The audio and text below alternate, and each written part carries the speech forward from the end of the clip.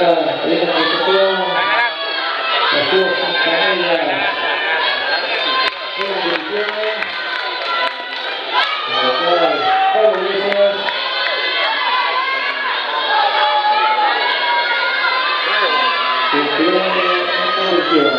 en su lectura, Sabrina Fernández, sobre un 78.